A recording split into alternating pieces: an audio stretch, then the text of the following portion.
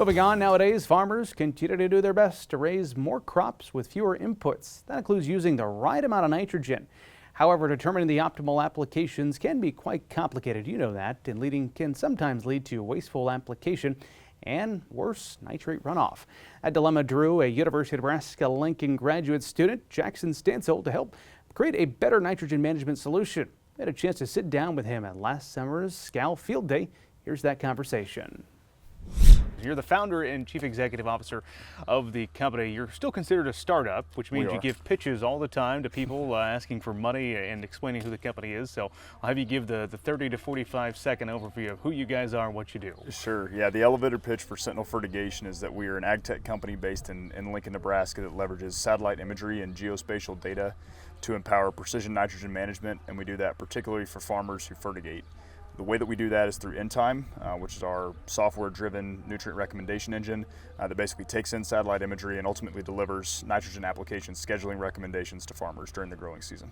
So it seemed like the last time you and I talked, this was an idea. You were developing the InTime software. You've rolled this out in 2022. Obviously, we hear in 2023's growing season. Well, take me back to 2022, some of the trial data there.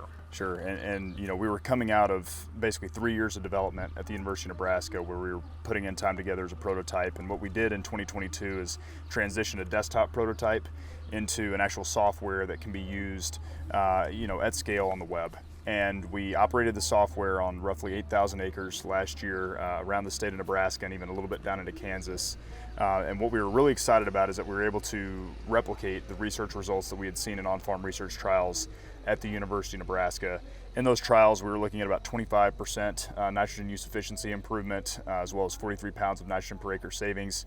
And last year, compared to a grower baseline across those 8,000 acres, we were looking at about 42 pounds of nitrogen per acre saved and a 23% improvement in efficiency, which last year, with nitrogen prices being what they were, was about $40 an acre in savings. So we were really happy to see our on-farm research trials translate to real results in the field. Yeah, that's a pretty big deal, Jackson. Cool to see those results backing up what you've seen in the on-farm research.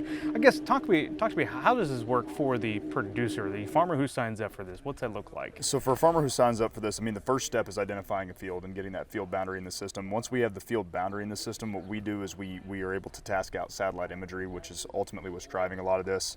We use what we call indicator blocks or sentinel blocks out in the field that actually are able to calibrate each image to isolate nitrogen stress from other stress factors that are out there in the field. And what we're doing is every image that comes in on basically a daily basis throughout the growing season, we're analyzing it, we're calibrating it, and ultimately delivering insights as to trends in the crop's nitrogen sufficiency. And when we see the crop is trending towards, it's starting to approach deficiency, we essentially tell that farmer, hey, you need to apply additional nitrogen to your field. And what's great about that is for fertigators who are making uniform pass, it helps them to schedule better, but we can also be precise enough to target that in specific areas of the field to even drive that efficiency up further.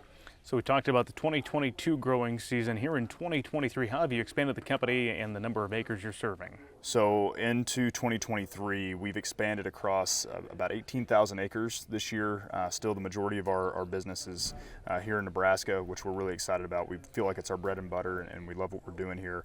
We're also operating in Tennessee, Alabama, Wisconsin, Illinois, Kansas.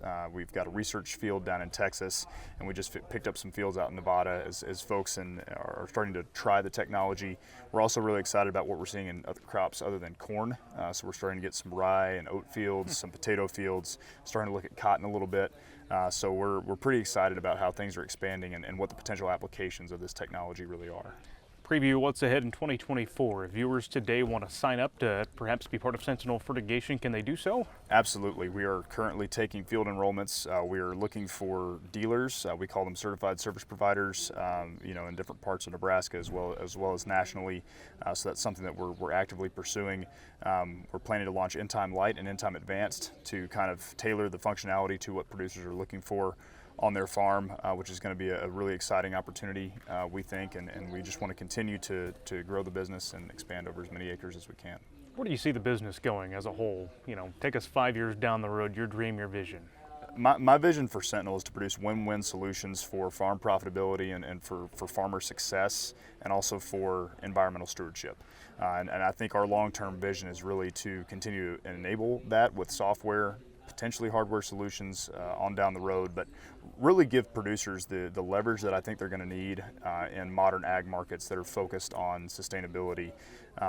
We hear about the carbon credits and carbon intensity and all these sorts of things, water quality. I think there's going to be an opportunity for farmers to make profit. I don't think it's here today, but what we believe that we're doing is building a data set and a system that farmers can use to reliably produce sustainable grain. And I'm really excited about the opportunities we have to help those farmers maximize their profits within those markets. You had a unique education journey that brought you to the University of Nebraska-Lincoln. How important was your location and your education at the university to launch you to where you're at today? I think it was critical. I mean, if you look at the amount of irrigation that we have here in Nebraska and fertigation as a practice, obviously we're born out of fertigation, scheduling fertigation events for nitrogen. It's been an ideal environment to test in. We've found very cooperative producers and producers that are innovative, wanting to operate on the cutting edge. So that's been super helpful. And then the ecosystem in Lincoln and Omaha to help startups be successful, build a business has been tremendous. So we really think Lincoln is a great place to be.